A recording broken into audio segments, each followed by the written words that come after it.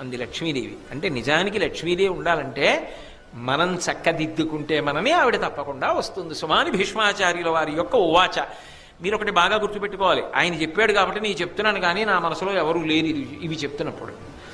కాబట్టి అన్యమందిరగామిని, ఎప్పుడు ఇంటికి తాళం వేసి ఎక్కడికో వెళ్ళిపోవాలి, తన ఇంట్లో తాను ఉందామని అనుకోకపోవడం.